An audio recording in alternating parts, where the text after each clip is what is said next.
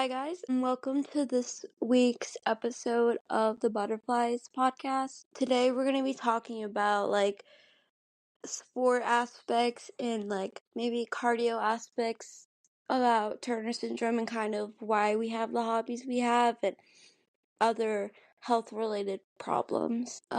So one thing is that I know that I have a hard time doing cardio, and so I think one of the things that I chose to do was become a coxswain for our rowing team because, you know, it it doesn't necessarily require as much cardio, maybe a little bit here and there, but it's good for someone, who's shorter like me, and it does look good to colleges. I do kind of understand the thing with cardio to an extent. So with my heart, I have a condition called bicuspid aortic valve. And the best way I can explain it is in your heart there are valves. The valves have 3 leaflets that open and close to pump blood. That is called the tricuspid valve. What happened to me is when my heart was developing, 2 of the leaflets fused together. So now I have 2 leaflets instead of 3. And some other problems with my heart, and what I'm getting at is it prevented me from doing a lot of sports. Like, I won't be able to mountain climb. I can't do extreme boxing. I can't really do much weightlifting as a hobby. And I was doing jujitsu for a number of years, but part of the reason I did stop was because it would have affected my heart. So I don't have a huge issue with my heart, but I do have something called a PFO, which is a patent foramen oval. I might not be saying that right, but it's a condition where the hole in your heart that you have once you're born doesn't close when you get older. And it's between the heart's upper chambers. It's called the atria. And it's not a huge issue. It's very tiny. And even people without TS can have this too. I just get monitored for it through echocardiograms, once every couple years. I also get examined for my bicuspid aortic valve. I was in the hospital 2 weeks ago getting my test, and I have to get an MRI because I'm turning 18, so I have to transfer. Me too! Yeah. So I have to transfer all my doctors to new ones because they're pediatric doctors, so they can't take care of me anymore. Meaning, my cardiologist, she was like, yeah, I'm a pediatric cardiologist, so I'm going to transfer you to a specialist, and I'm going to book an MRI for you. So I have to get an MRI on my heart at some point, because... Yeah, no, I just went to the hospital pretty much for all day a couple days ago, like a week or so. And they had to do a bunch of tests, and one of the things that they did was I got an ultrasound of my heart, and I also got, I think, an echocardiogram, and they put little stickers on you, and they do the ultrasound. And so I have, excuse my voice, I have to get that done every 5 years or so. And one of the things that, when I saw the cardiologist at the hospital, was that something to look out for, especially was an enlarged aorta. I don't know if you guys have ever heard of that.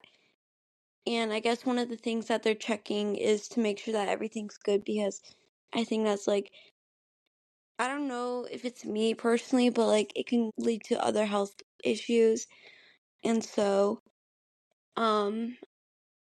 that's just something important that I thought I would mention. I've been fortunate enough to not have any heart problems. Although, and we still don't know why, but my heartbeat is just abnormally fast all the time. But I don't have any heart problems related to Turner syndrome that I know about, and I get an echocardiogram and just a heart exam every 5 years or so. I think my last one was in 2021, so I'm probably going to be due for one in the next year. And I remember my heart rate has always just been kind of fast, And I remember in 8th grade, we had to run the mile in my PE class every week. And that like really took it out of me. And so when I got to high school, when I found out that I could take 2 years of dance to get all my PE credits, I was thankful because dance was a lot Bro, easier middle for school me to gym was manage. the most humiliating, terrible thing I have ever experienced in my life. The mile, when you have a thyroid issue and can't walk, is the worst thing I think I have ever done in my life. Guys, the pacer test. Oh my god, don't even get me started The on the fitness fucking gram pacer test I'm is going to actually cry. That thing was my enemy. I would stress all year for Am I the the only one? once a semester pacer test. I would freak out. I'm The the fitness- only one. Am I the only one who never had to do that? The fitness gram pacer test Maybe. is a multi-stage aerobic Aerobic capacity capacity test test. that increases in difficulty as it continues. No, that guy. And then the sit and reach box and the curl ups and the push ups. Oh my god. Guys, Sorry.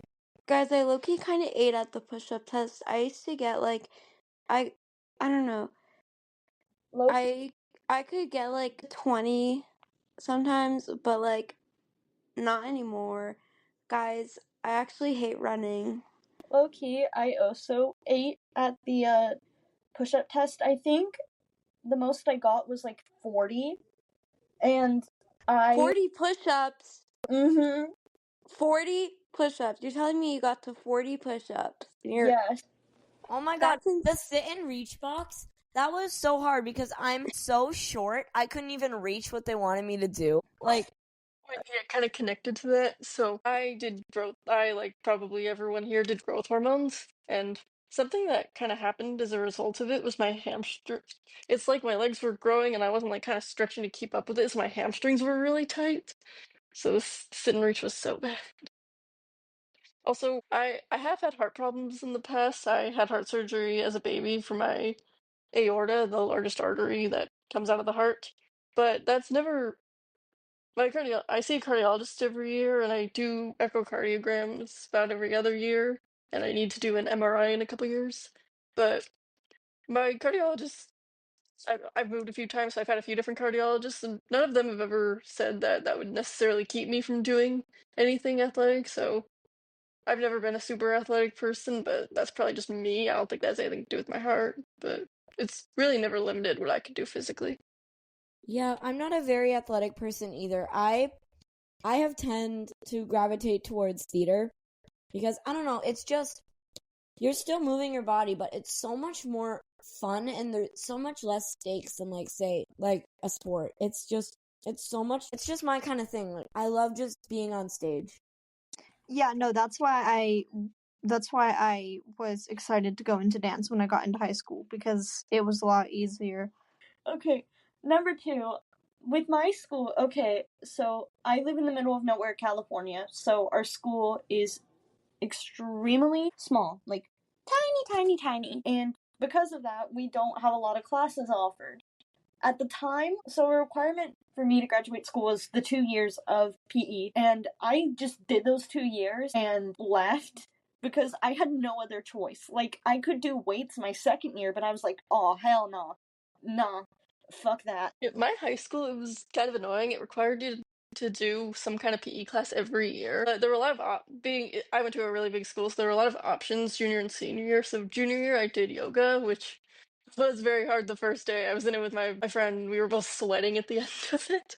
But that got easier. And then my senior year, I did a class called Individual Wellness, where you just kind of make your own workout plan. And so I didn't have to do anything super hard.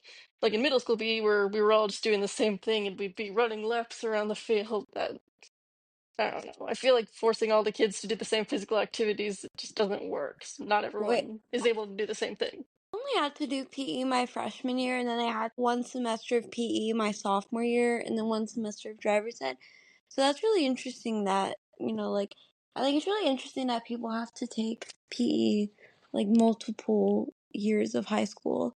I did PE 1 semester in freshman year, the first semester, and I have to do 1 semester now for sophomore year, and then I'm done. And that's right now. So second semester. And can I please talk shit about my middle school gym teacher? Do you guys want a drama story time? Sure. Yes. So we will call her Miss M. And so I don't even know how to start it. So we already had bad blood because my sister had her, and she left a note in her office on the last day of 8th grade telling her to shape up and not be a teacher. And you know it's serious when my sister does that. So, and I got the joy of having gym with her in middle school. And let me just tell you, she had no idea or sympathy of health conditions at all, or different abilities or anything. She just expected everyone to be able to run laps for 20 minutes and then do circuits. And if you don't know what a circuit is, it's like push-ups, sit-ups, that kind of stuff. So every Monday, we would have to run to the track, which was like a block away, run a mile on the track while doing circuits in between the mile, every quarter mile. And then we would have to run back to the school and then play volleyball. And at this time, my thyroid condition was terrible and I could not walk or move. And she would scream at me, absolutely scream at me.